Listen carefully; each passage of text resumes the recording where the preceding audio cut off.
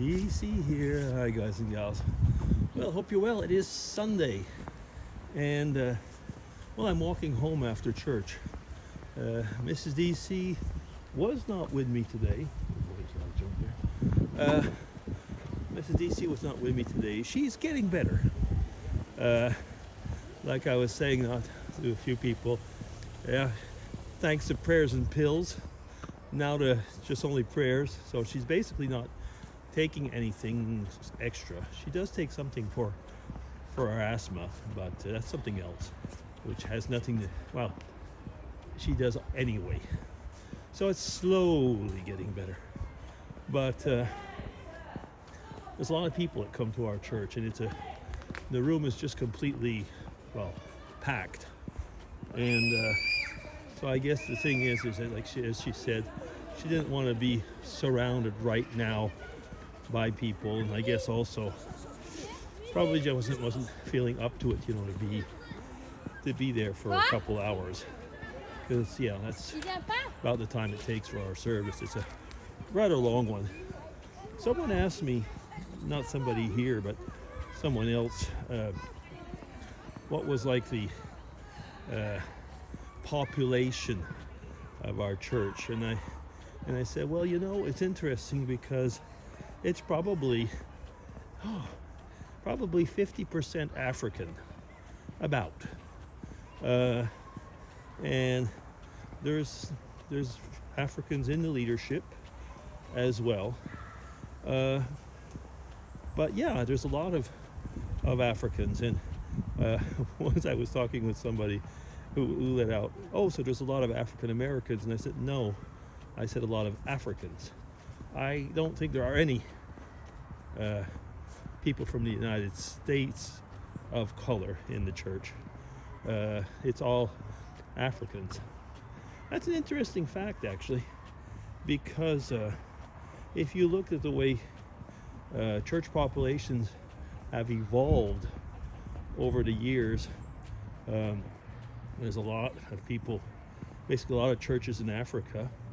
The Anglican community is now basically, I was going to say the part of the Anglican community is basically led by something called GAFCON, which is in Kigali, I think, which is in Rwanda. And the other part is at Canterbury, in the UK. So there's a big African influence. It's the same over in South America. Used to be, I was going to say, probably still is the Catholic Church that dominates very strongly, but the evangelical church in South America has become very big. Anyway, just saying that.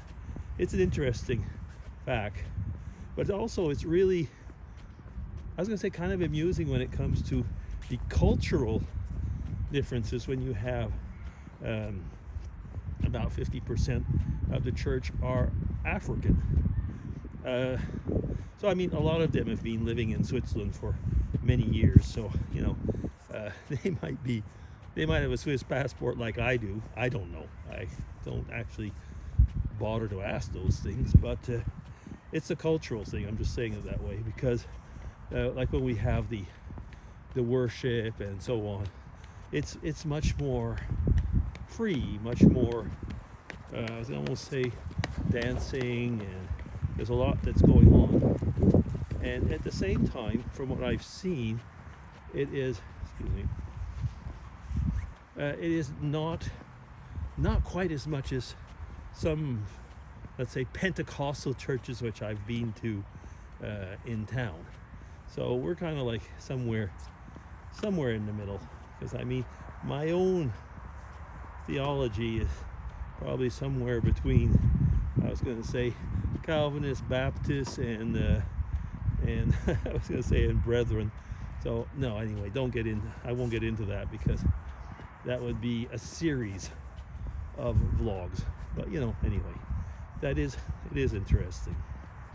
So today, one thing though that does happen, and it happens regularly, and I learned that by working with many Africans and going to Africa. And the Africans would always tell me is, you white people have watches, but we have time. And that was very often a cop-out for saying that we can be late, it doesn't matter.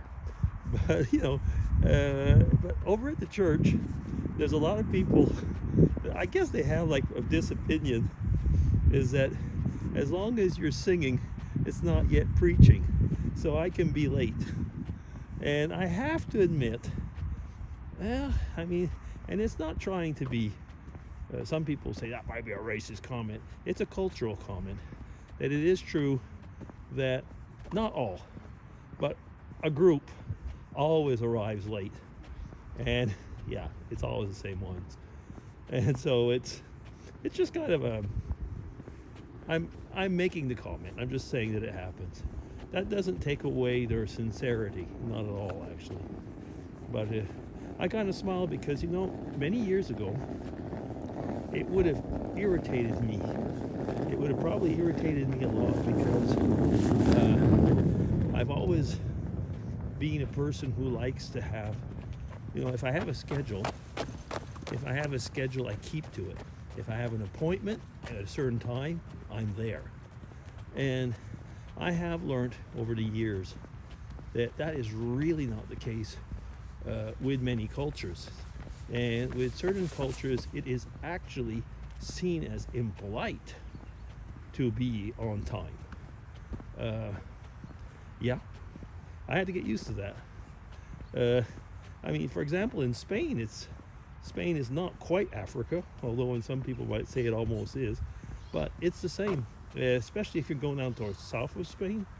But the Spanish people do not tend to be on time. It's not expected that you will be on time. It's even, it's taken into account that you will be late. Yeah.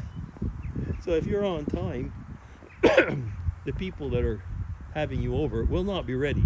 It happens more often than not, especially if you're over there. The ones that come and live here have, learned, especially if you're in Switzerland, to try and be on time. And yet, it's a cultural thing, once again.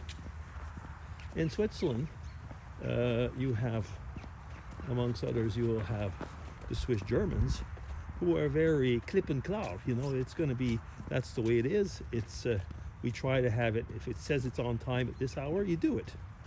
And it's not that they are less fun people. That would be a vlog on its own. I really, really enjoy being with the Swiss Germans. They know how to party. They do. But for that type of thing, they have their rules, their own cultural rules, we could say. And yet, if you go in the Swiss-French part, where I live here, we have, it's called in French, the quart d'heure vaudois, which means the 15 minutes. Vaudois is a part of Switzerland.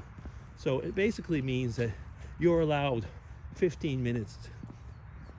If you're within the first 15 minutes of your, of the time you are expected, the expected time, if you're within that first 15 minutes, you're okay. You're in the quart d'heure vaudois. All is cultural. From what I've heard in the Italian part, it's probably not 15 minutes. It's probably longer. Anyway, it is interesting, isn't it? Over here, I don't see many people going on about cultural appropriation and stuff like that. People just seem to live together a lot easier. But I guess that's because that I don't know. We haven't, made politics our god yet. I don't know. There's things about that one could think about, but I won't get in. I won't go on that path. Not today. But anyway, that's about it. So yeah, just chatting. And if some of you wondered if the service was good, it was. It was part 5 on a very well-known, well-trodden path where we looked at the Lord's Prayer, part 5, and it was good, very, very good. But Go read it in your own Bible. Okay. DC says, DC will be signing off, and I sure hope that you have a good Sunday and a good week. Okay, take care, everybody. Bye-bye.